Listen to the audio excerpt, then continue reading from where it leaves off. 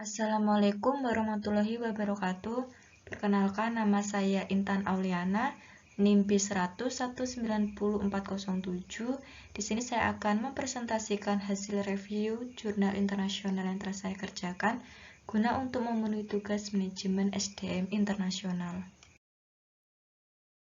Kali ini saya akan mereview jurnal yang berjudul The Challenge of Recruitment and Selection of Employees in Zimbabwe Companies yang ditulis oleh Alice C. Sinyemba, tahun terbit 2014 dan dimuat dalam Jurnal International Journal of Science and Research volume 3 edisi 1. Tujuan penelitian ini untuk mengidentifikasi tantangan rekrutmen dan seleksi yang dihadapi pengusaha di Zimbabwe dan apa yang dapat dilakukan untuk mengelola tantangan tersebut. Kemudian metode penelitian. Makalah ini menyajikan temuan penelitian berdasarkan penelitian kualitatif yang dilakukan di 10 organisasi di Zimbabwe dengan melakukan wawancara, di mana wawancara ini dilakukan dengan pemilihan acak manajer sumber daya manusia. 10 organisasi yang dipilih secara acak termasuk 2 bank komersial, 3 perusahaan manufaktur, 2 kementerian pemerintah, dan 3 perusahaan retail.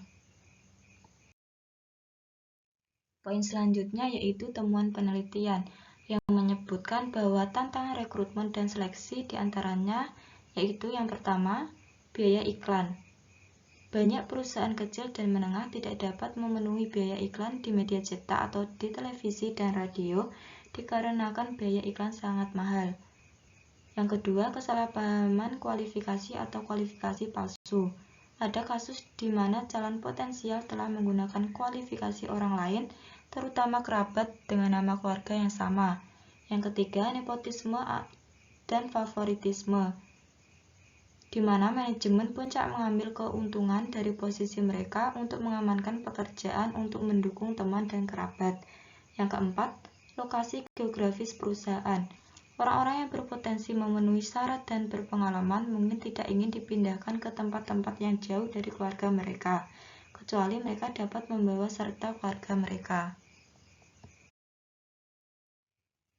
Yang kelima, yaitu perubahan model bisnis. Seiring berkembangnya perusahaan, tuntutannya akan tenaga kerja tidak terampil dapat dikurangi, dan kumpulan karyawan yang tepat yang sesuai dengan model bisnis baru mungkin tidak tersedia di area tersebut. Yang keenam, intervensi politik. Campur tangan politik telah menyebabkan organisasi mengangkat orang berdasarkan afiliasi politik mereka, sebuah tantangan yang dihadapi calon karyawan, karena polarisasi politik di negara ini di antara lain yaitu partai-partai politik besar. Yang ketujuh, pengurasan otak dan kurangnya orang yang berkualitas dan berpengalaman di wilayah lokal. Sebuah organisasi terpaksa merekrut dari jauh karena kurangnya personel yang berkualitas di wilayah tersebut. Yang kedelapan, sindrom kualifikasi yang berlebih. Yang kesembilan, uraian pekerjaan yang ketinggalan zaman dan tidak memadai.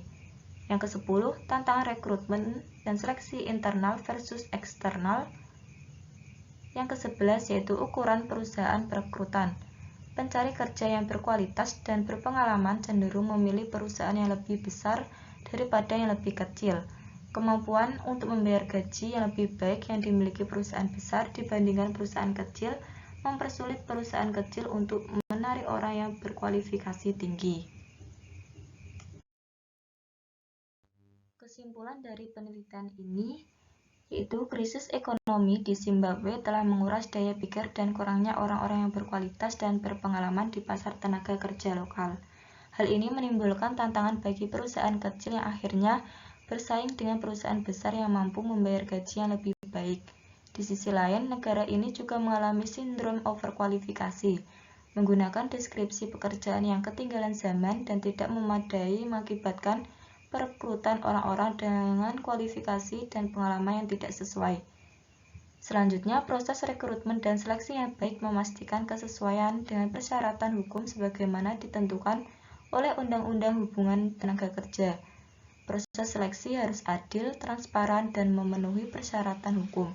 Kebijakan rekrutmen dan seleksi yang baik memastikan konsistensi dalam mempekerjakan staf dan mengurangi risiko bias atau diskriminasi. Akibatnya, proses rekrutmen dan seleksi yang baik memastikan bahwa prosedur administrasi ditangani secara efisien. Sekian presentasi revisi jurnal yang saya sampaikan.